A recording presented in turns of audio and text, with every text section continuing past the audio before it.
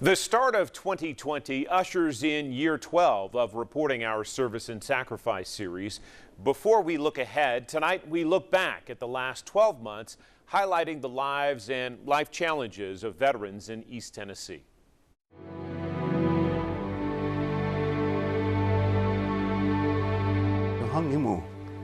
Hangumu means how are you?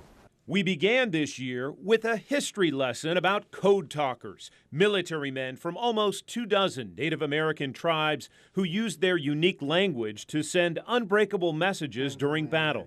79-year-old Hopi Indian and Marine veteran Larry Montoya helped produce a documentary highlighting the efforts of his ancestors in World War I and World War II.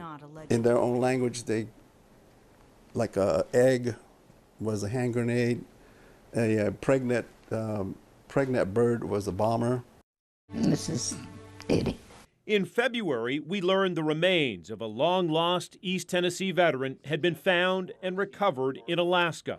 Almost 60 years after his plane crashed into a mountainside, the ice had melted, and young Eddie would soon be returned to his sister and family. I've missed him.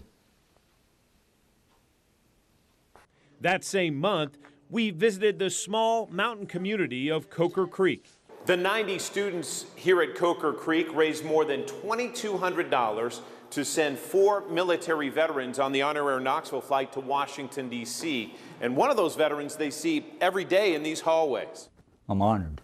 What can I say? In March, we shared the story of World War II Master Sergeant Roddy Edmonds. Raised in South Knoxville, the devoted Christian would stand up for Jewish soldiers defying a German officer in a prison camp. He said, "You can't all be Jews." My father simply replied, "We're all Jews here." Master Sergeant Edmonds survived that confrontation, but it wasn't until after his death that the world started to learn and celebrate his heroic story. We went on to explore the suicide prevention efforts by a Navy widow. We saw the growing online catalog of photos and background stories curators with the East Tennessee Veterans Memorial are amassing on more than 6,000 East Tennessee troops killed in battle since World War I. And our D-Day special highlighted the story of East Tennessee veteran Clinton Riddle and his return trip to Normandy at age 98. Sadly, we mourn the passing of that soldier turned preacher months later, near the end of 2019. In the fall, we learned about the all-volunteer Patriot Guard Riders and the inspiration that drives them to escort veteran funerals across East Tennessee. You get to do something that you hope someday someone will do for you.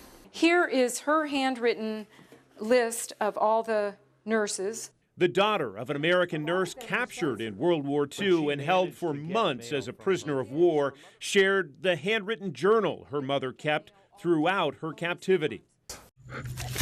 We met a war dog that served 5 combat tours. A 78-year-old colonel with more degrees than most professors explained why he continues to take new college classes.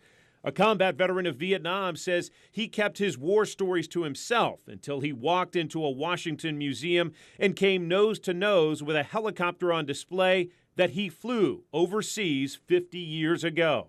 That very chopper. That very chopper. And we leave 2019 behind with advice shared by another veteran colonel who faced death, discrimination, and a host of other challenges. She lives her life guided by a simple philosophy. I'm going to get up, suit up, and show up each day.